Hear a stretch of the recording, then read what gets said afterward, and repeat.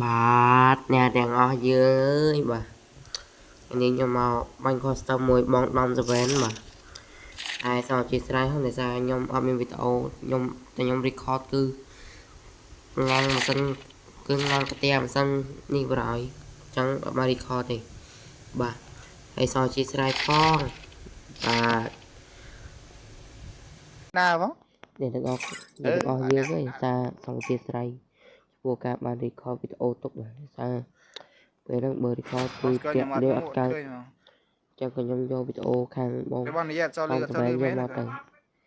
សូមអធិស្ឋានដល់អ្នកទាំងអស់គ្នាហ៎ចាំមើលការបាញ់ជាមួយខ្ញុំត្រាកូនខេ7បាទម៉ែអត់លឺចង់បែកក្រាជាអត់លឺឯស្ដាប់ voice ខ្លួនឯងចង់បែកក្រាជាថាលឺប្រហែលខូចទូរស័ព្ទខូចលំផោងហ៎ប្រូលំផោងជាលំផោងប៉ុនថៃឡាខូច Opler ហ៎ប្រូទូរស័ព្ទនេះខូច Opler មើលមួយ fan ម្នាក់ទៀតបាទតោះមើល fan ម្នាក់នេះចេញមកបើកឆាកបាញ់ក្បាលដង7ដូចម្នាក់មុនដែរទេបាទតែមកទៅម្នាក់នេះទីតែអាចនឹងថាបាញ់ក្បាលដង7កើតដែរមកទៅម៉ាស៊ីនក្តៅឲ្យដង7លេងខ្លាចហ៎ដៅម៉ាស៊ីនហើយបាទក្តៅម៉ាស៊ីនហើយបងប្អូនបាទដៅម៉ាស៊ីនហើយដៅម៉ាស៊ីនហើយដាក់បិទតូនបណ្ដោយបងប្អូនដៃលេអត់កើតភ័យយើងចង់បាញ់ទៀតយើងចង់ណាយើងបាញ់ជាក្លកបន្ទាប់ដាក់មក donation មក$3មកបាទហើយមកបាញ់ជាមួយគាត់លេងវីអញ្ចឹងយើងមិនកើតកាមេរ៉ា focus អញ្ចឹងយើងភ័យហើយពេលហ្នឹងខ្ញុំ donate ទៅគាត់3រៀលបាទលុយគាត់ស្រីដើម្បីប៉ៅវី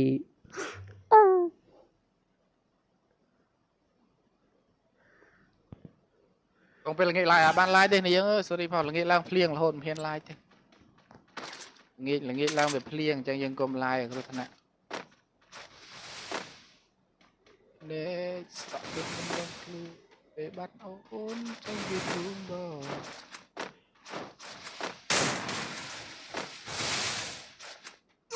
First blood មកក្របបាក់កម្ដងយ៉ាក្លកមកនេះមកចេញមានរៀងមានអំណាចតិចចេញមកកាយទាំងកាយបានលឺដឹងអតែដោយសារមានតែទូរស័ព្ទមួយបើលឺដឹងអប៉ុណ្ណា Speed boost for everybody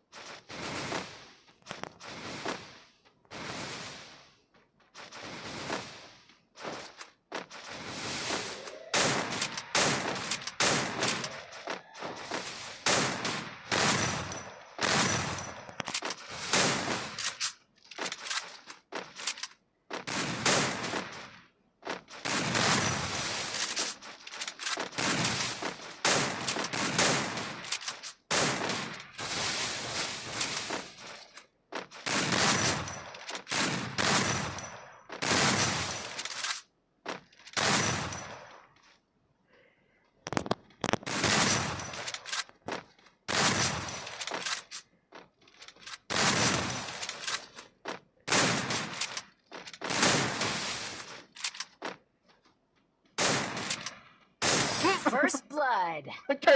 គេមឈួតហើយបាញ់ចូលក្បាលដូចគ្នាទៅញ៉ាំងាប់អត់ទៅប្រូនអត់ងាប់សំដែអត់តកែទេខ្ញុំលិចទឹកបាត់ចំយៈមកចឹងលឿនឡាតកែលិចទឹកបាត់ទេអូចាប់បាត់ហើយចឹងឯងអត់ដាក់លូចឹង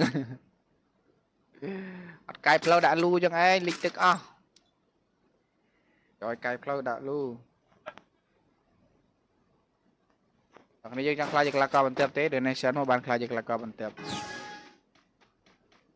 តែរត់ត្រង់ទៅរំដាក់ one shot ព្រាតឡា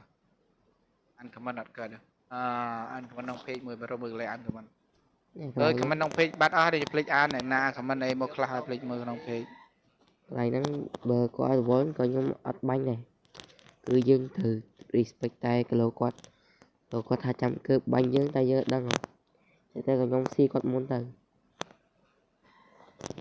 បងដំឡូវស្អាតមែន thank you very much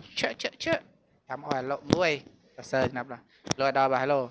យកបារាំងធ្វើ idol សម្លឹងមើលឃើញតែបងស្រីបារាំងបង First blood rồi bro đi mình đưa buông là qua là bro chỉ là cả mình bro chọn chỉ là cả bro chọn chỉ là cả ở đây nhóm bắt bay này ở đây thuê nhóm khăng rồi bro ở đây thuê ông Sven Crow ơi bro bắt em bay mũi bro Speed boost for everybody. Perang main pro serai men wow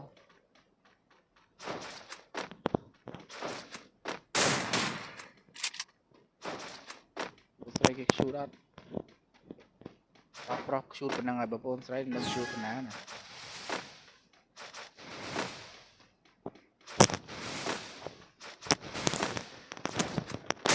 đây mới rồi đang Sven khang ở đây đang mesin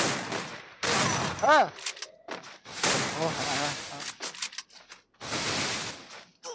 thôi thôi đi qua phát được à cái này từ đây em tôi cho bàn đây đi tôi cho bàn cái sập má cái plug đi anh tiền First blood. ôi làm dân cái này bay ăn cơn vào ngày mưa cái bất lâu ôi cái vật thì rồi tương mấy cái bánh nhét cơn đó ôi chảo vào nhộng như bay ăn cơn cái này mau bị hack vào tận cao bố ơi cái này hack ở tận cao một ở tận cao bay thế bánh cái plug này sốt này này bạch pra cái plug nào mà cái đấy bánh cơn rồi cắn cà phê luôn Need equipment. lôi cái bánh cơn đến tình tự cọ không đang ngoài đời kia là một môn là hột đồng rồi để một với nhau trong ở răm nhưng tơi về coi kia bánh là bay buồn nhưng với lý sợi nó có khá bánh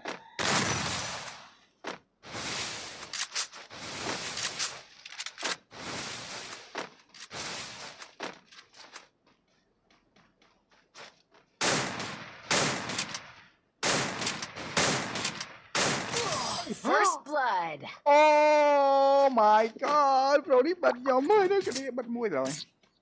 không phải mà đập là cho donation mà donation đập lắm mà nhưng tao phim đồng đồng bao nhiêu mà đâu Medkit for everybody. oh my god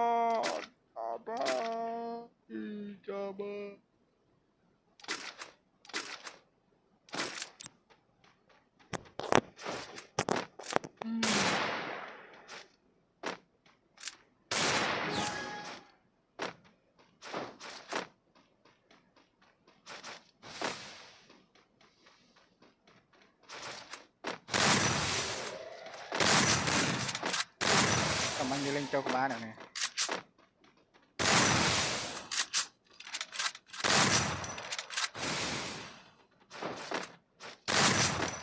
ôi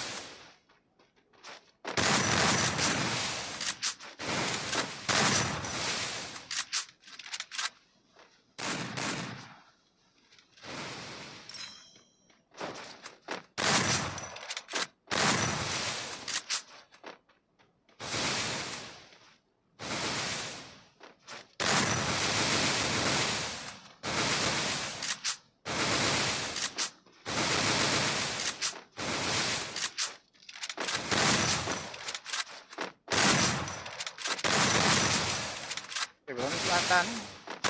dia buka bro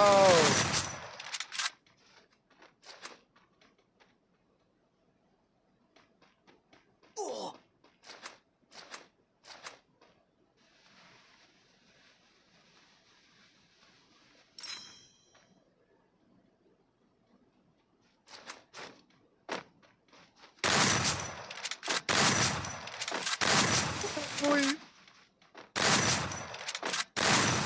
anh lên rồi mở chốt rồi First blood.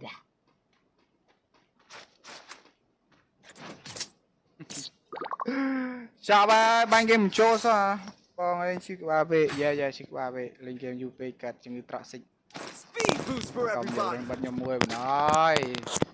Rồi player đã tiktok ham rồi nằm bay ấy đang xuyên là bay từng ác này. Em thầm đàn. Cả bờ một ngoài. Bờ một tira này đang xuyên bờ một tira. Compram na kia này. Một đi từ đang xuyên mình bờ bàn, đi rong từ crab đang xuyên mình na Restored bờ EP bàn. for everybody. Bờ một rồi. Rồi cả focus của.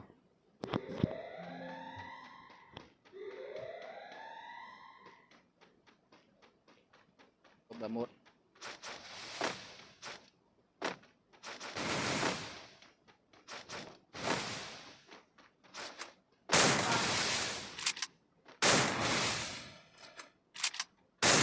First blood. Compram na kia. Bờ với nhau bờ tira này, một bờ tira.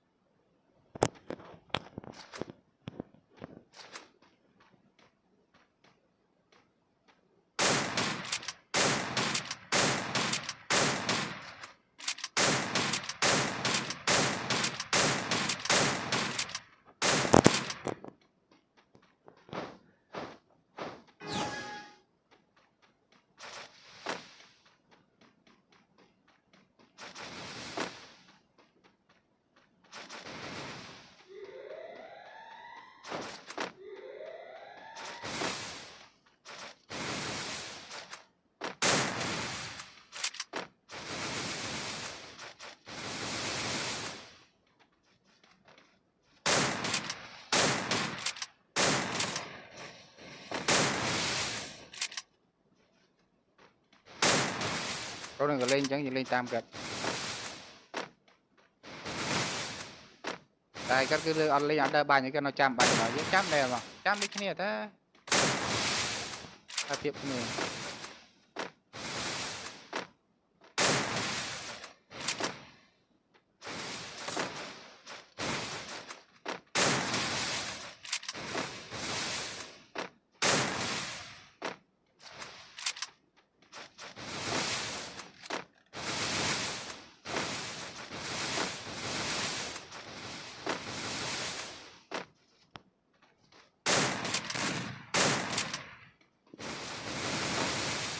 tầng tru nó bây giờ